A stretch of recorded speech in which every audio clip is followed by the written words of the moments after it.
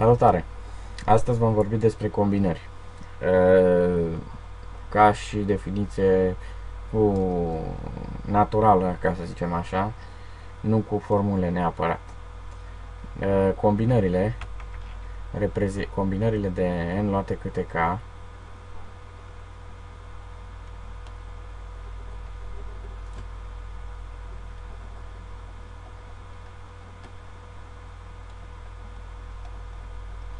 reprezintă numărul de submulțimi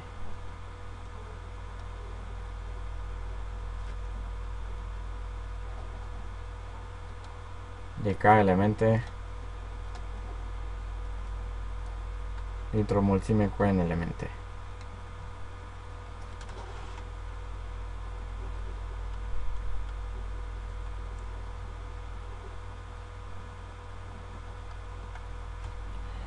Principalele proprietăți care le avem la combinări sunt combinări de înlalte câte k egal cu combinări cu n minus k.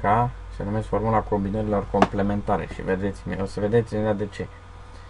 Și combinări de n luate câte k este egal cu combinări de n minus 1 luate câte k plus combinări de n minus 1 luate câte k minus 1. Se numește identitatea lui Pascal. Pentru că aceasta generează acel triunghi Pascal care arată în forma următoare. 1, 1, 1, 1, 2, 1, 1, 3, 3, 1, 1, 4, 6, 4, 1 și așa mai departe. Observăm următoarele lucruri. Că aceștia sunt coeficienți pentru a plus b la puterea k. Da? În cazul în care a plus b la 0, a plus b la 0 e 1. Deci prima linie. A plus b la 1, care ridici la puterea 1, e a 1 ori a plus 1 ori b. A plus b la a doua e a la a doua plus 2ab plus b la a doua. 1, 2, 1. Evident că vom deduce cât e a plus b la 3, hai să vedem a plus b la 5 cât ar fi. Pentru a plus b la 5 trebuie să completăm triunghiul lui Pascal. 1, 5, 10, 10, 5, 1. A plus b la 5 este a la 5-a plus 5 a la 4b plus 10 a la 3ab la 2 plus 10 ab a la 2b la 3 plus 5 a b la 4 plus b la 5. Mă rog, asta nu e așa important. Cum demonstrăm aceste două proprietăți ale combinărilor? Combinările de n luate câte k sunt numărul de submulțimi de k elemente dintr-o mulțime cu n. Dar combinările de n luate câte n minus k sunt numărul de submulțimi de n minus k elemente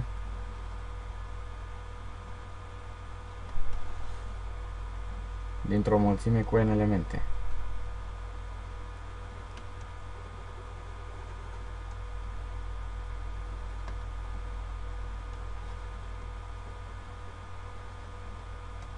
Da? Ei, oricare mulțimi de k elemente, să zicem x este mulțimea cea mare, da? Fie x mulțimea cu cardinal de x egal cu 1 și a inclus în x, putem scrie și modul de în loc de cardinal egal k. Oricare mulțime a îi corespunde o mulțime complementară lui față de x a lui a. Atunci putem defini o funcție f definită pe mulțimea părților lui a cu valoare în mulțimea părților lui A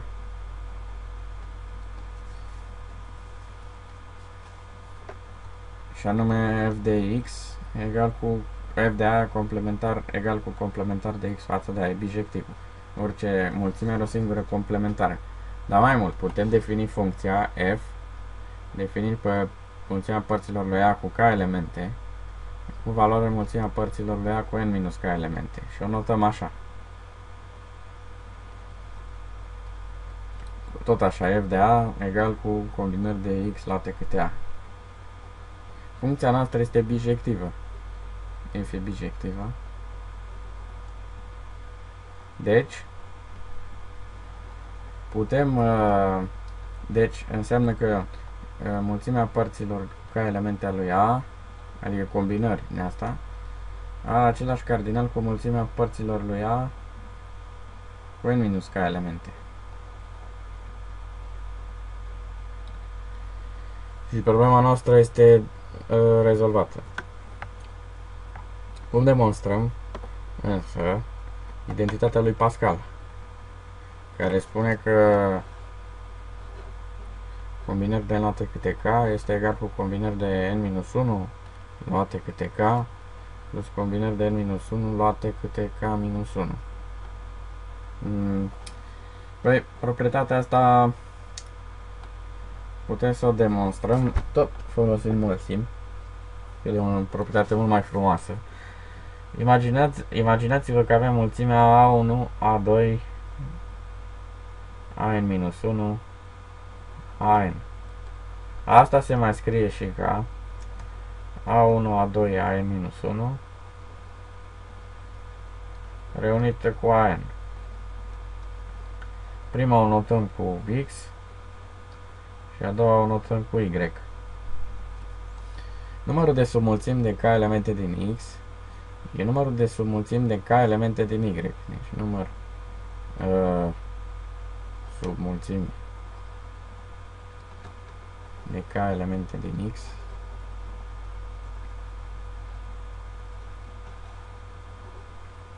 egal cu numărul de submulțimi de k elemente din Y odată. Dar au o proprietate comună toate, că nu-l conțin pe AN, plus număr de elemente de k de submulțimi de k-1 elemente din X cu un alt element, da? Și atunci, din plus numărul de submulțimi de k elemente din Y plus numărul de submulțimi de k-1 elemente tot din Y, scuze. Așa.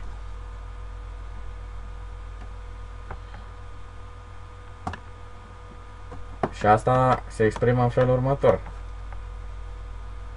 Combinări de n luate câte k, adică numărul de submulțimi de k elemente din X, e numărul de submulțimi de k elemente din Y, adică combinări de n-1 luate câte k, plus combinări de n-1 luate câte k-1.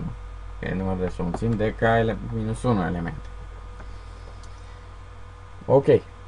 Alte proprietăți secundare mai există. De exemplu, 3, care spune că n ori combinări de n-1 luate câte k este egal cu n minus k luate câte k de ori combinări de n luate câte k.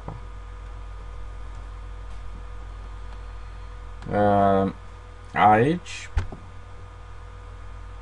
am putea intra totuși în algebră. Să scriem că avem n ori n-1 factorial luat supra k factorial ori n-1 minus k factorial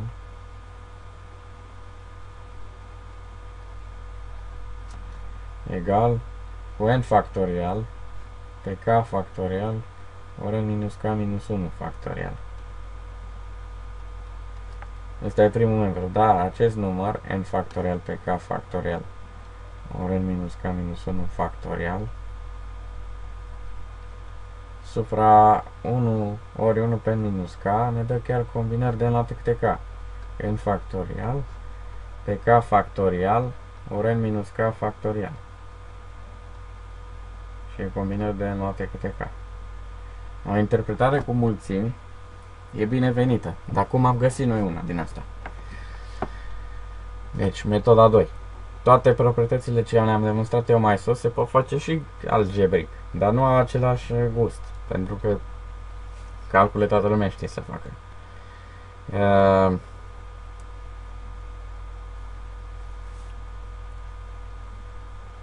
Combinări de n-1 luate câte k sunt numărul de submulțimi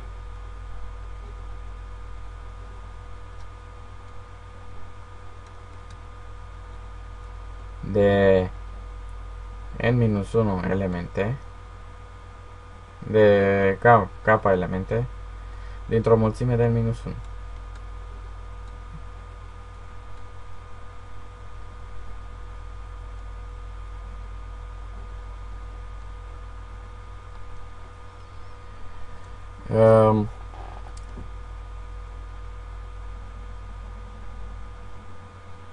Pe de altă parte, combinări de n luate câte k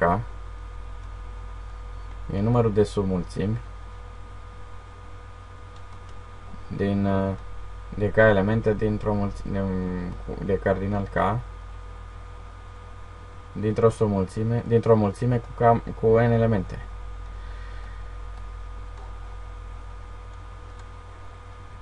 Să zicem că vrem să numărăm aceste submulțimi. Deci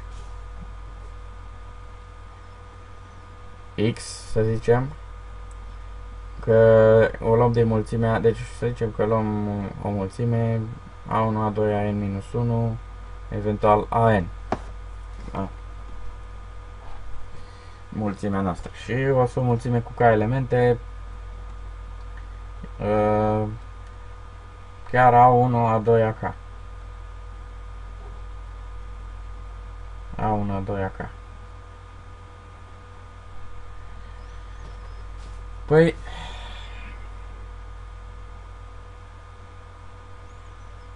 A1, A2, AK ne apare în lista de submulțimi cu K elemente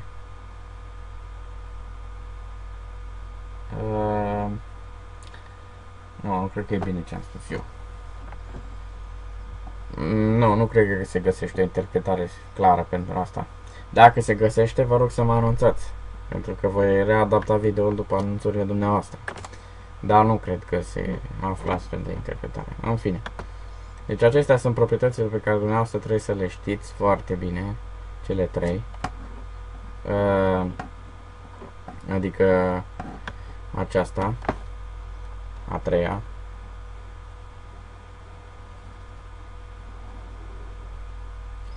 Și celelalte două pe care le-am enunțat la începutul acestei video. Restul sunt secundare, nu sunt atât de grele și nici nu trebuie reținute. Deocamdată cam atât despre combinări în partea de teorie. O să revin și cu exerciții la acest lucru. Vă mulțumesc că m-ați ascultat și vă urez toate cele bune. La revedere!